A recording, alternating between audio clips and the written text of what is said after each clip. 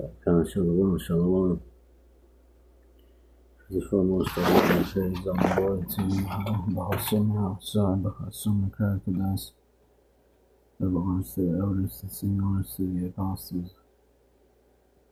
Preaching and teaching the word of truth with sincerity as always. Without any further ado with this video here.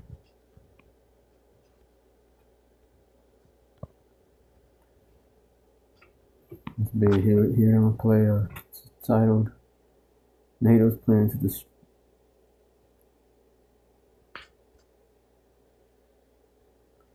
NATO's plan to deploy 800,000 troops against Russia. And this came out pretty recently. Monday, I think. And this guy goes into it, this Edomite here.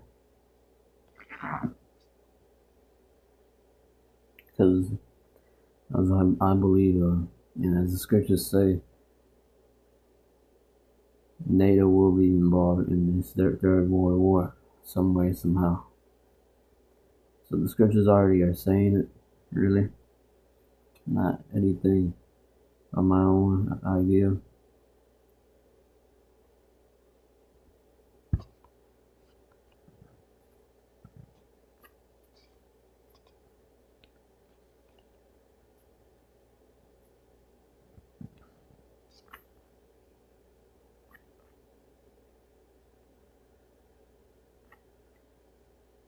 Okay, I'm gonna get Revelation 4:7. And the first beast was like a lion, and the second beast like a calf, and the third beast had a face as a man, and the fourth beast was a flying eagle.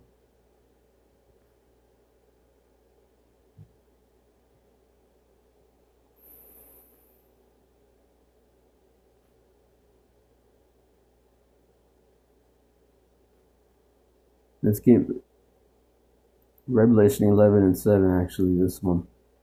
And when they shall have finished their testimony, the beast that sinneth out of the bottomless pit. So the beast is the American system today. Part of that is NATO. Shall make war against them, and shall overcome them and kill them.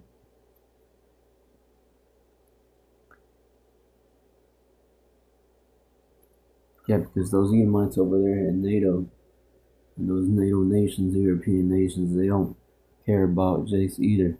Those are also Edomites. Where the Edomites are ruling and in power.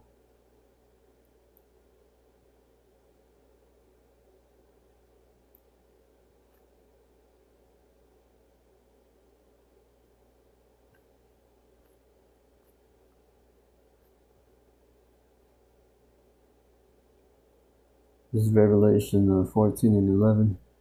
And the third angel followed them, in the smoke of their torment sendeth up forever and ever, and they have no rest day nor night, who worship the beast and his image. Just showing you that the image of this beast is going to be the mark of the beast, and for the most part, America. That's burned up. And whosoever received the mark of his name.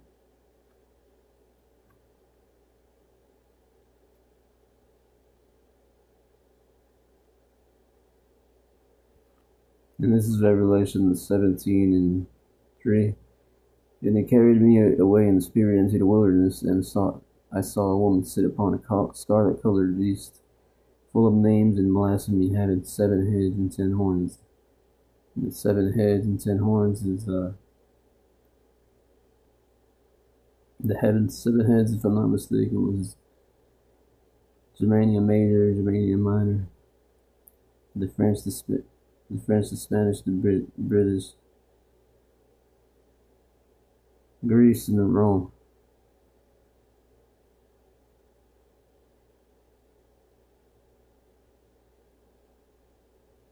And the 2 that remained was the British and Rome, I think. And the 10 horns are just the other EU nations.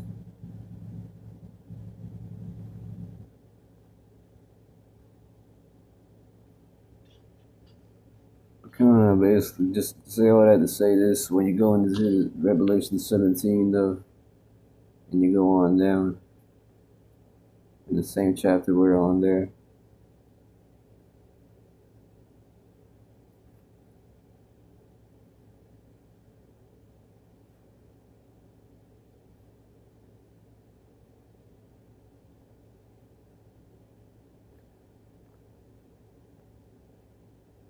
Revelation 17 and 16, and the 10 horns which thou sawest upon the beast, he shall hate the whore, and shall make her desolate and naked, and shall eat her flesh and burn her with fire. God.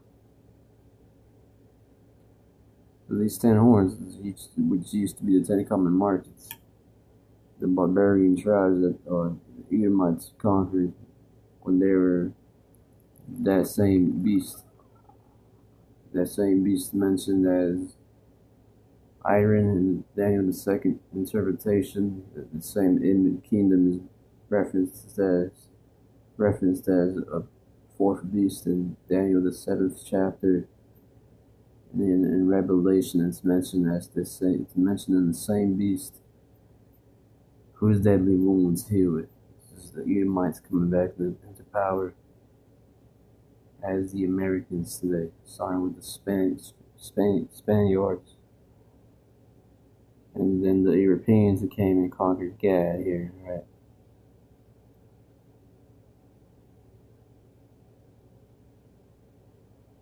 Basically, today they're NATO. They could compromise with NATO, and the Article 5 of NATO that goes all the way back to after World War One or World War II, I think.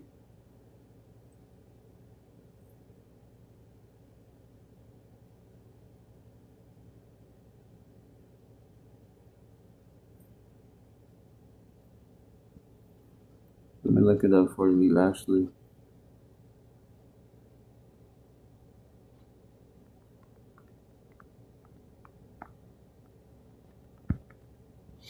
Let me look up the history for y'all, actually. NATO was founded in 1949.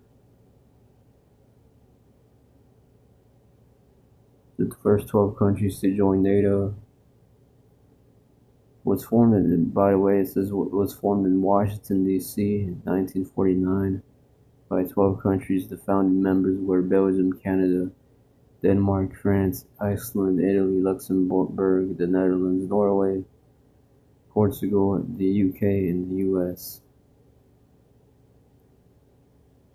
Yeah, so originally that they were like 10 countries there.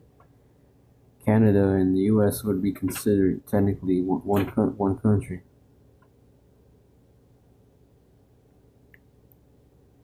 Because Canada is under the American influence. Canada is under the American influence. So did France and Netherlands. At one point, they were bigger. Europe, Germany, France was a bigger deal than what America was. But after NATO here, basically, right exactly when NATO came in, that's when America was officially a superpower.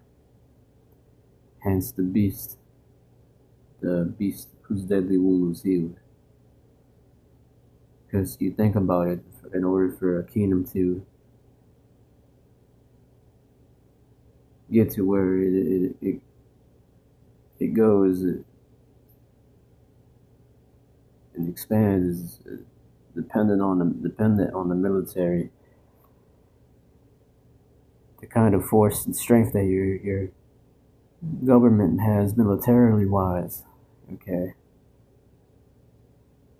AI overview here. It says was the North Atlantic Treaty Organization. Its acronym is NATO. April 4th, 1949, once again, when the North Atlantic Treaty was signed in Washington, D.C. by 12 founding members, including the United States, Canada, and several Western European nations to provide collective security against Soviet expansion after World War II. Yeah, so this was after World War II. Let's see.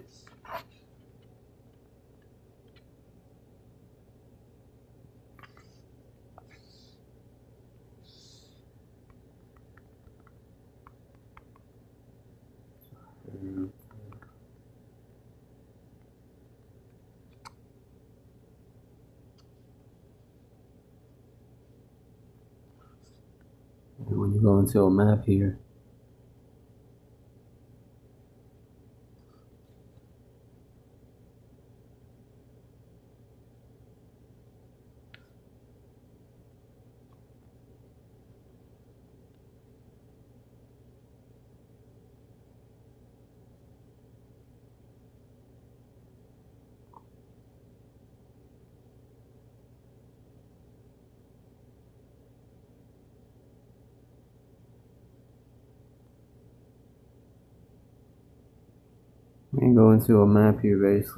basically, I'm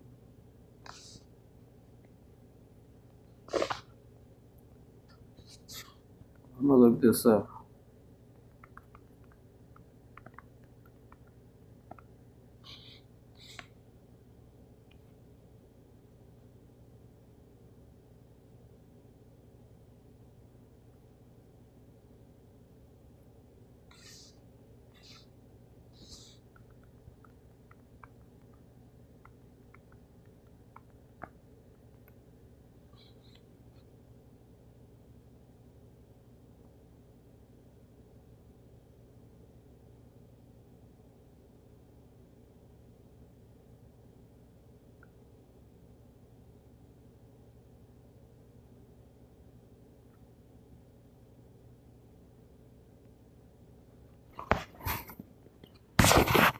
So basically, the point is that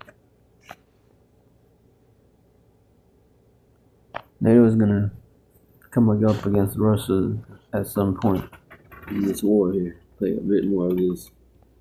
Germany to the Alps. Today's defensive lines stretch over 2,000 miles from Finland through the Baltics and Poland all the way down to Romania. So many places to possibly attack or not attack, but what all that means is NATO supply lines now have to reach more than 750 miles from Germany to Estonia. This is an order of magnitude more distance than resupply needed to go in the Cold War era. The sequel always has to be bigger and better. But while Operation Reforger is about reinforcing just this narrow gateway, this 400-mile folded gap here, Plan DEU, on the other hand, is about reinforcing a region the size of a continent. A logistician's worst nightmare, or fantasy, if they're into that kind of thing. The roots of the entire NATO plan are from the 1961 Berlin crisis. Overnight, East German troops sealed the border between East and West Berlin and began constructing a wall. To the west, it looked like the Soviets were testing whether they could choke off access to the city entirely. So President Kennedy responded by sending a fully armed U.S. Army battle group down the highway into Berlin. As he put it, the deployment was, quote, to prevent a war, not to fight one. Sound familiar? History rhymes or some shit. But the crisis exposed a terrifying reality. If war actually did break out, the United States couldn't get troops, let alone tanks and heavy equipment, into Europe fast enough to make a real difference. Meanwhile, the Soviet Union already had 1.4 million soldiers and thousands of armored vehicles positioned just minutes away from the front line. NATO's forward defenses were outmatched, and everyone knew it at the time. There was a little-known general named Bruce C. Clark that was instrumental here. He was the hard-charging commander, chief of U.S. Army Europe, who quietly sketched out the idea that would become the backbone of NATO's entire reinforcement strategy all the way to Plan DEU today. Welcome to the United States Army in Europe. For 40 years, this band has been my vocation and avocation. Clark came out of World War II with a reputation as a brutally efficient, logistics-obsessed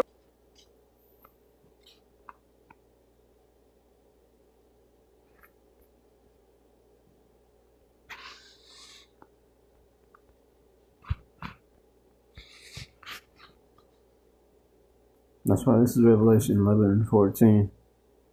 The second woe is past, and behold, the third woe cometh quickly.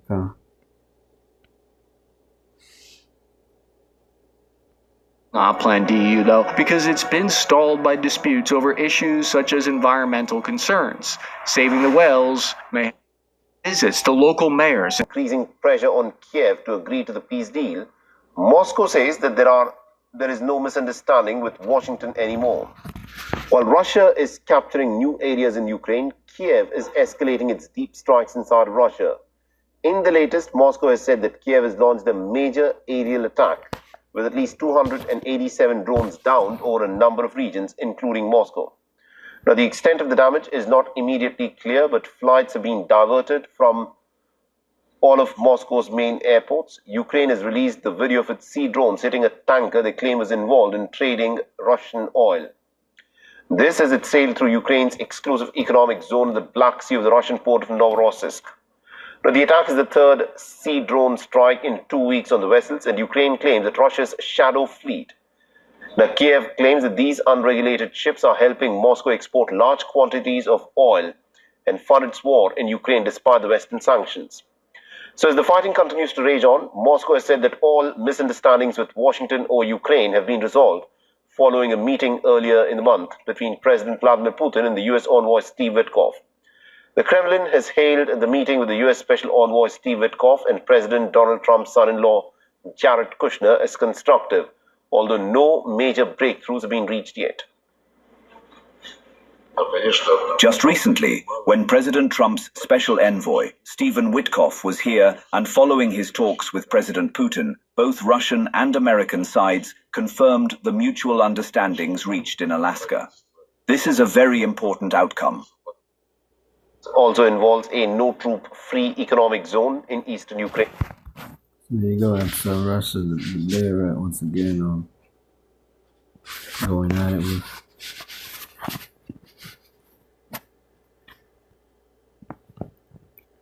Circa Nineveh chapter 3 verse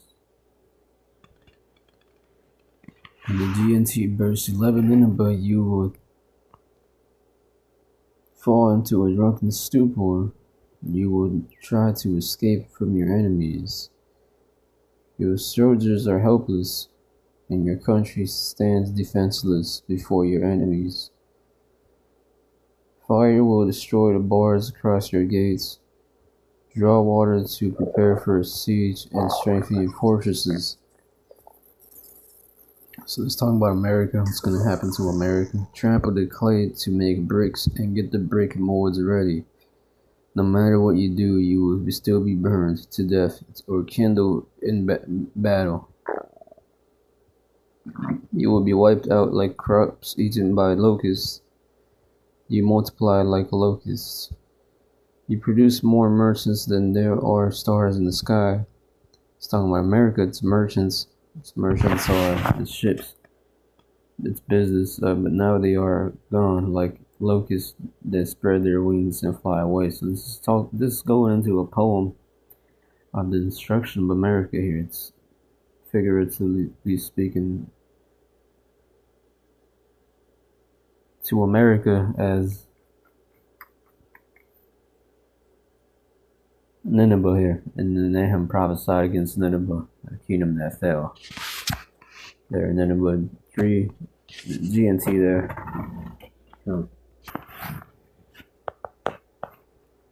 So once again, it's just going back to this. Russia interested in foreign investments. Yes, so they say ground situation most difficult since the start of the war. And Ukraine's winning. It looks like, from what it looks like, Ukraine is winning. On the sticking points, Ukrainian president said that Donetsk and Zaporizhia nuclear plants are key disagreements in the peace talks. Ukraine's European allies are also scrambling to haunt again. Nuclear fire is returning to Europe's doorstep, and this time it is wearing the better. So I got this here. He just described the nuclear fire. So this is Psalm 75 verse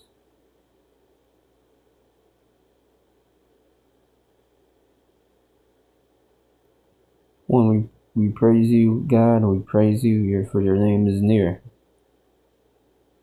People tell your wonderful deeds. Verse 2. You say, I choose the appointed time. It is I who judge it with equity. When the earth and all its people quake, it is I who hold its pillars firm. So the Lord is going to make the earth quake. And it's Isaiah 24:24.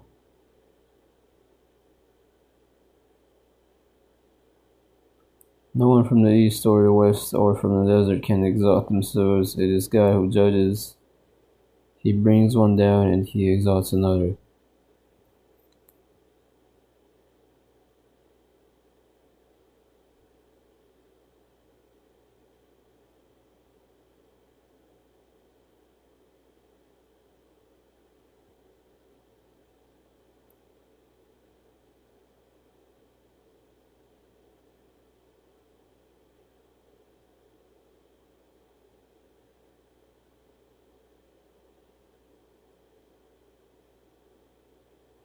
In the hand of the Lord is a cup full of foaming wine mixed with spices. He pours it out and all the wicked of the earth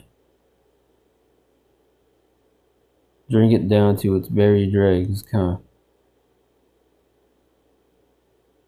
so that says in verse 8. Psalm 75, and particularly verse 8.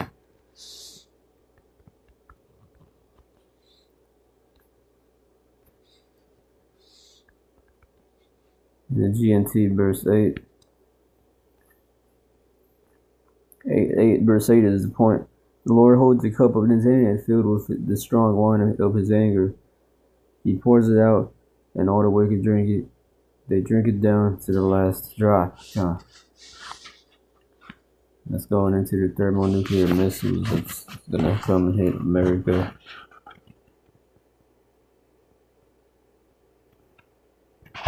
Also referenced as a scroll.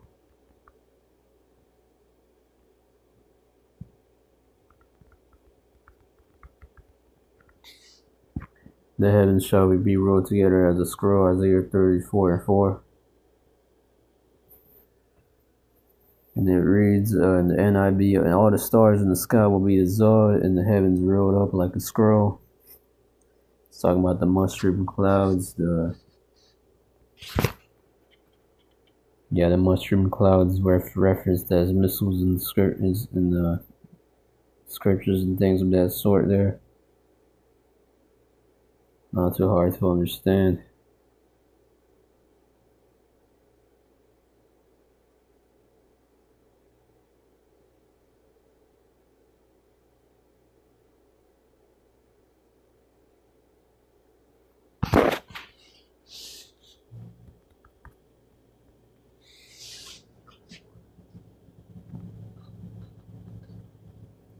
Isaiah 34:4.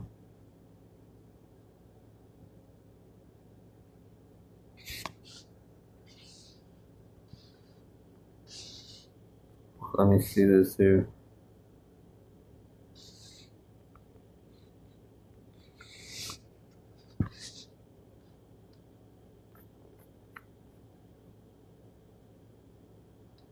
Also in Revelation 6:14. Referencing the thermonuclear destruction, a modern day weapon as an ancient scroll. So Revelation 6:14, and the heaven departed as a scroll when it is rolled together, and every mountain and island were moved out of their places.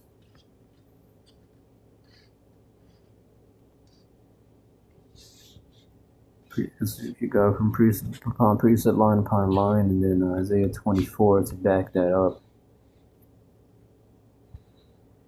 Isaiah 24 here, verse 4 mentions, or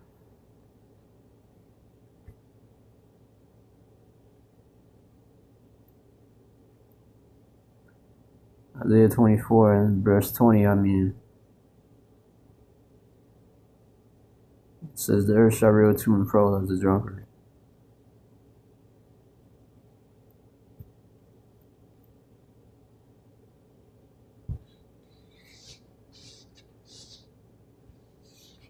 What's gonna make the earth shake? It's gonna be missiles.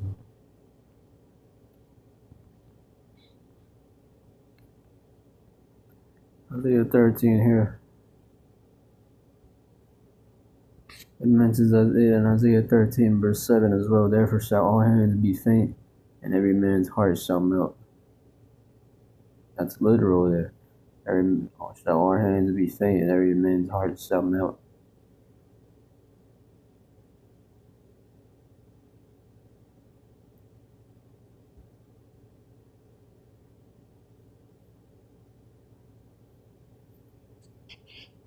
Well, weapons of his indignation. It says weapons of his indignation. When I go into, I'm gonna do this here. Come on, perplexity here. And I'm gonna ask perplexity here, what does indignation mean in the Bible? See what pops up here real quick.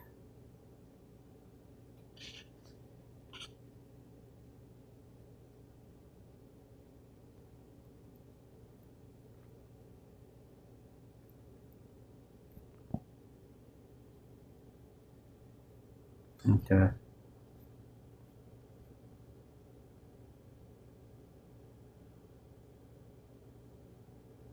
It means anger, basically.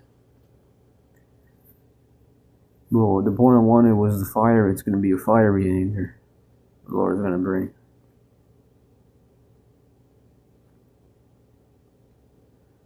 So Isaiah 13, once again, verse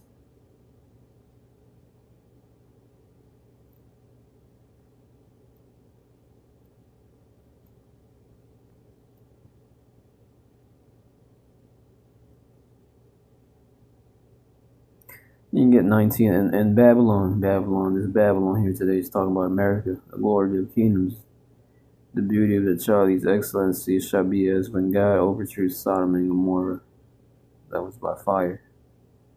This destruction is going to come by fire. And that's really what the lake of fire is. The lake of fire is going to happen in hell. Basically, because what is hell? A false Christian thinks that the lake of fire will be. It's happening now, and it's basically just a hell where in this hell it's a hell where you burn forever. It's not the earth. Really, the lake of fire is just a prophecy that hasn't happened yet. It's going into basically America burning by thermonuclear missiles, and hell is already here on the earth here. Particularly for the Israelites, the nation of Israel. Those who are actually fit the prophetic criteria of the 12 tribes, each of the 12 tribes of Israel. And which is in Deuteronomy 28. The curses, the blessings in Deuteronomy 33, Genesis 49. There's certain signs and indicators of who or what tribe you may be from.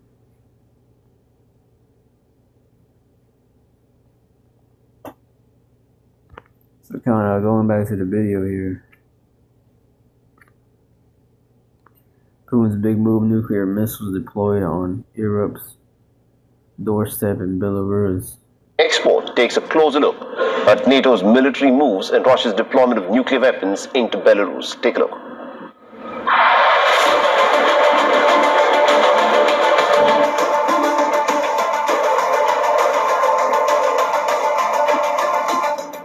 Lines are shifting, tempers are tightening, and the new nuclear frontier is rising on NATO's doorstep.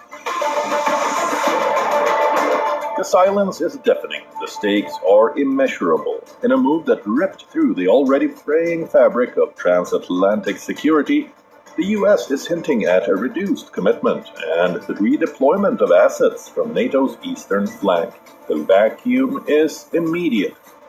Former President Biden's administration had announced deployment of long-range missiles in Germany, a posture NATO allies view as a necessary shield, but Moscow calls it a direct escalation.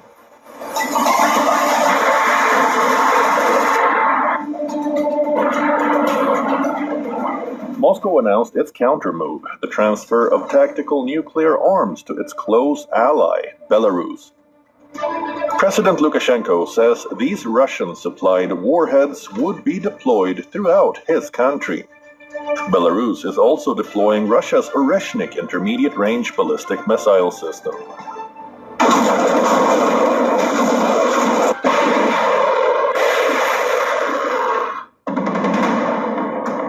Europe's frontier states Poland, Lithuania, Latvia are on high alert. The transfer of tactical nuclear arms to its close ally, Belarus. President Lukashenko says these Russian-supplied warheads would be deployed throughout his country. Belarus is also deploying Russia's Oreshnik intermediate-range ballistic missile system.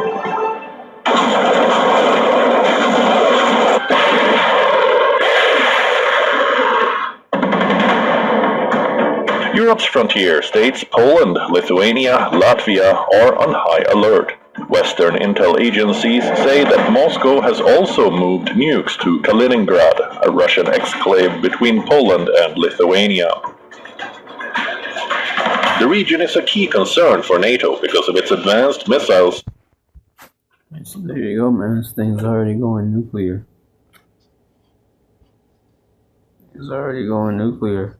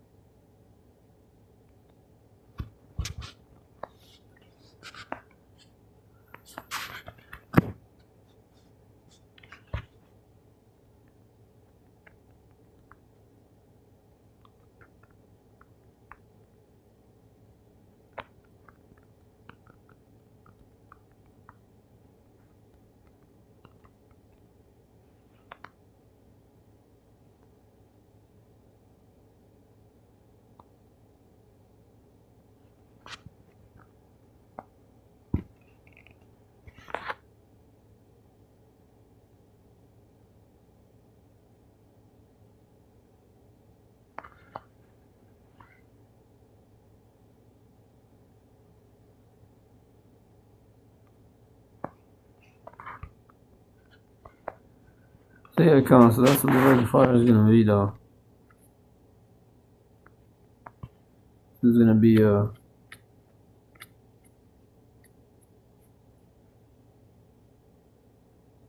in Revelation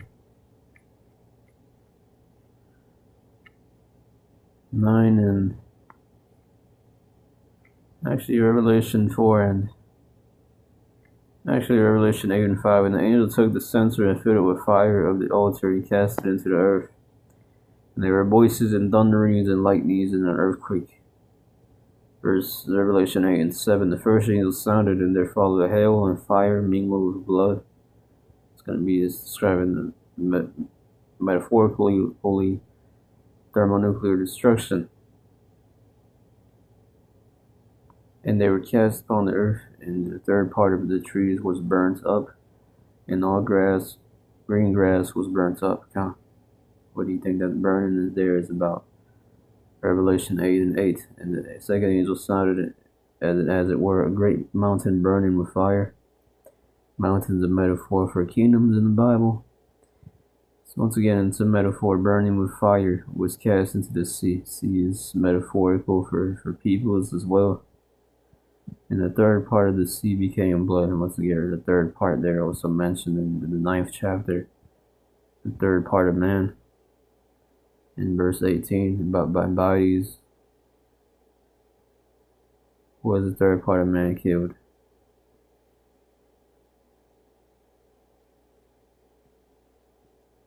So the third part of the sea became blood. And the third part there is going into America. Became blood. It's not meaning it's going to become a literal state filled with sea with blood on cities. No, it's going into the sea's going into people and become blood there. It's going into their death. Basically, a lot of death is gonna happen through bloodshed.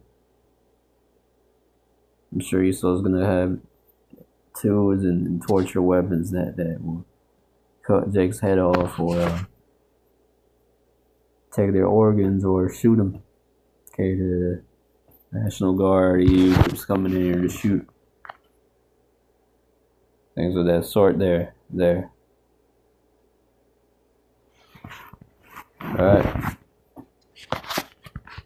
Yeah, no. Oh.